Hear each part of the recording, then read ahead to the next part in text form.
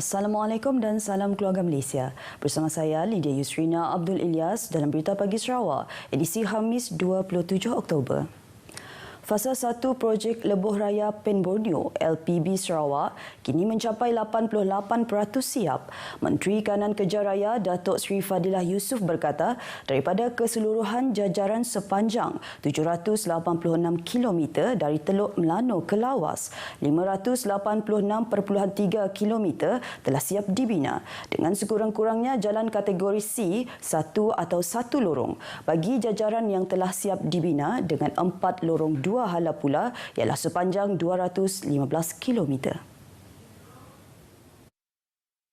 Datuk Seri Fadilah memaklumkan terdapat beberapa jajaran yang telah dibuka sepenuhnya kepada orang ramai, terutama dari Serian ke Seri Aman, kecuali di seksyen Bukit Bergunan. Dan insya-Allah dalam bulan 11 ni ada 2 seksyen lagi akan dibuka kepada orang ramai. Hampir buka sepenuhnya lah, 4 lorong. Iaitu di Selangau dan juga di Pantu. Mengenai pembinaan jejambat di bawah projek itu, beliau mendedahkan 17 buah telah siap dibina daripada 25 yang dirancang. Manakala bagi pembinaan jambatan pula sebanyak 69 telah siap daripada 115 yang disenaraikan.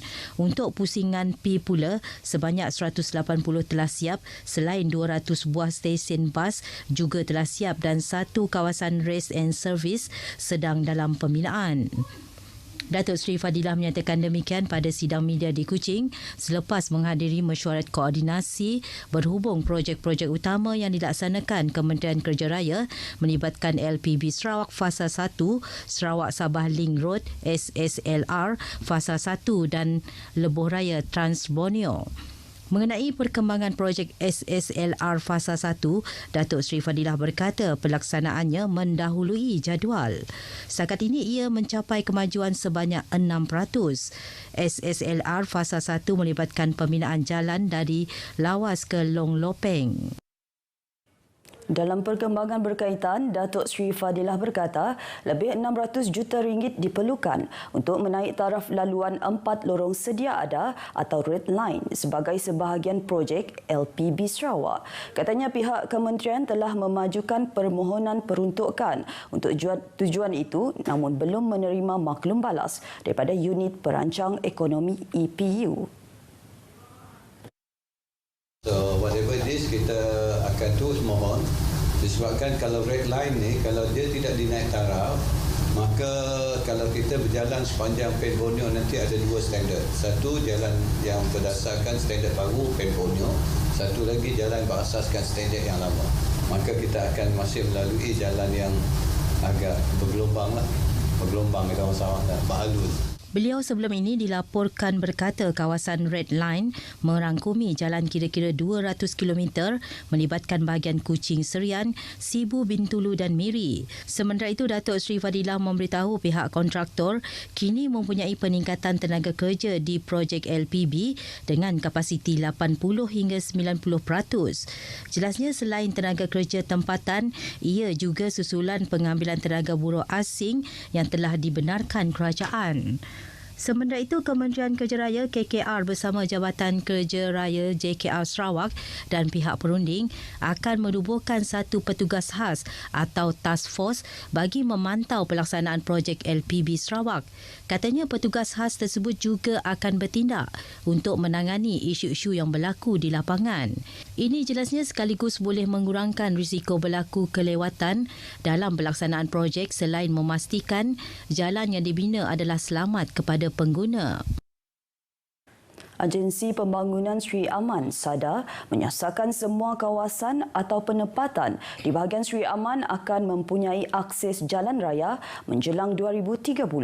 Timbalan Residen bahagian Seri Aman, Elvis Didit, memberitahu setakat ini hanya 7% kawasan yang belum dihubungi jalan raya seperti di Ulu Engkari di daerah Lubuk Antu serta kawasan di Ulu Lingga di daerah Seri Aman. Elvis Didit berkata kira-kira 70% dana yang diterima oleh SADA akan digunakan untuk pelaksanaan infrastruktur jalan raya di kawasan terbabit. Walau bagaimanapun, menurut beliau, SADA bukan setakat menghubungkan rakyat dengan jalan raya tetapi berharap ada program pembangunan berimpak besar dapat dilaksanakan di kawasan berkenaan. Beliau berkata demikian pada program Temu Bual bersama Sri Aman FM di Sri Aman. Kerajaan negeri telah memperuntukkan sejumlah 1.5 bilion ringgit kepada SADA untuk pelbagai program pembangunan. Setakat ini, 53 projek telah diluluskan oleh SADA dan sedang dalam pelbagai peringkat pelaksanaan. Ia melibatkan perbelanjaan lebih 1.2 bilion ringgit. Program Food Bank Kelolaan Sekretariat Food Bank Malaysia, Kementerian Perdagangan Dalam Negeri dan Hak Ehwal Pengguna KPDN HEP mengalu-alukan sumbangan badan korporat, peruncitan serta orang perseorangan untuk bersama membantu golongan yang memerlukan. Dalam kenyataan media, KPDN HEP Sarawak memberitahu program itu digerakkan sejak Februari 2019 sebahagian daripada tanggungjawab sosial korporat dalam meringankan bebanan kos sara hidup golongan B40. Walaupun ianya lebih kepada program Food Bank siswa, namun bantuan turut disalurkan kepada golongan yang memerlukan termasuk B40 terpilih dan mangsa bencana alam seperti banjir dan sebagainya. Sehingga September lepas, ramai 3,894 siswa di Sarawak meliputi 6 institut pengajian tinggi menerima manfaat daripada program tersebut. Sementara itu, barang-barang keperluan harian dan makanan di bawah program tersebut juga turut diberikan kepada penghuni Rumah Sri Kenangan Batu 12 Kuching. Sumbangan sempena bulan warga emas telah disampaikan oleh Ahli Dewan Undangan Negeri Kota Sentosa Wilfred Yap yang turut mengadakan lawatan ke kemudahan tersebut serta menyumbang peruntukan berjumlah RM20,000. Sebuah stor haram di Tudan Miri yang dijadikan tempat mengumpul minyak diesel bersubsidi sebelum dijual kepada pengguna industri diserbu oleh Kementerian Perdagangan Dalam Negeri dan Hak Ehwal Pengguna Cawangan Miri dan Jabatan Siasatan Jenayah Daerah Miri pada Selasa. Ketua Cawangan KPDN HEP, Jo Azmi Jamil dalam kenyataan media berkata, dalam sebuah itu pihaknya berjaya menahan 5 individu untuk membantu siasatan. Jo Azmi menjelaskan modus operandi yang digunakan adalah mendapatkan bekalan diesel di stesen minyak secara berulang-ulang di sekitar Miri dengan menggunakan kenderaan yang diubah suai dengan tangki tambahan. Minyak diesel tersebut kemudiannya akan disedut semula daripada tangki tambahan dan dikumpulkan di tangki simpanan stor. Dalam serbuan itu, pihaknya merampas barangan kawalan selain menyita 2 unit van, 1 unit badan lori tangki berkapasiti 20,000 liter dan 2 buah kenderaan pacuan 4 roda dengan nilai keseluruhan rampasan adalah berjumlah RM255,937. Tambahnya, siasatan lanjut mendapati premis berkenaan tidak memiliki sebarang kebenaran daripada pengawal iaitu Ketua Setiausaha KPDN HEP berhubung pemilikan diesel tersebut. Kes disiasat di bawah Seksyen 20-1 Akta Kawalan Bekalan 1961 dan Seksyen 21 Akta Kawalan Bekalan 1961. Sekolah-sekolah di Pejabat Pendidikan Daerah PPD Tatau Sebauh diseru untuk mengekalkan kebitaraan dalam bidang seni tarian. Timbalan Pegawai Pendidikan Daerah Tatau Sebauh, Sektor Pembangunan Bakat Murid, Zulfadli Ahmad memberi contoh Sekolah Menengah Kebangsaan SMK Tatau yang mempunyai kebitaraan dalam bidang seni tarian harus menjadi contoh kepada sekolah yang lain. Zulfazli Ahmad memberitahu untuk mengekalkan perkara tersebut, pentadbir sekolah perlu mempunyai guru yang menyediakan pasukan pelapis dalam kalangan pelajar. Jika kita tidak menyiapkan pasukan pelapis kita kepada guru-guru dan jurulatih ini, kita takut daerah kita akan hilang macam itu saja. Jadi saya harap pentadbir sekolah pastikan kita menyediakan pelapis-pelapis untuk guru ini, bukan saja kepada pelapis kepada pelajar kita sendiri. Justru itu katanya penglibatan 90 pelajar bersama guru pembimbing dari 17 sekolah daerah Tatau dan Sebauh dalam bengkel seni tarian di SMK Tatau sejak Selasa merupakan langkah awal menyediakan pasukan tarian di sekolah-sekolah. Sementara itu, Pengetua SMK Tatau Dr. Layang Ugek menjelaskan pihak mereka di SMK Tatau sentiasa bersedia untuk berkongsi kepakaran dengan sekolah-sekolah yang lain. Mudah-mudahan bukan sahaja SMK Tatau yang dapat menghasilkan pelajar-pelajar yang aktif dalam kegiatan seni tari seperti ini.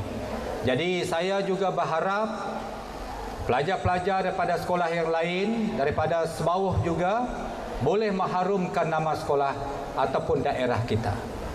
Inilah satu pendekatan yang sangat baik yang perlu kita teruskan pada masa yang akan datang. Manakala bagi pelajar yang mengikuti bengkel 2 hari itu, mereka dapat menimba ilmu seni tari yang baharu. Saya boleh berjumpa dengan kawan-kawan, and then saya dapat mengetahui tarian Zapin dengan tarian Inang. Seronok juga. Saya pelajari tentang Zapin dan Inang dan macam mana kita mau menyihatkan sesuatu itu dengan baik. Saya sangat gembira kerana baru dapat belajar Zapin. Zapin susah sikit untuk belajar. Selain SMK Tatau, Sekolah Kebangsaan Nangatau dari daerah Tatau juga antara sekolah yang mempunyai kebitaraan dalam bidang seni tari. Berita Pagi Sarawak, edisi Khamis 27 Oktober berakhir di sini. Salam keluarga Malaysia.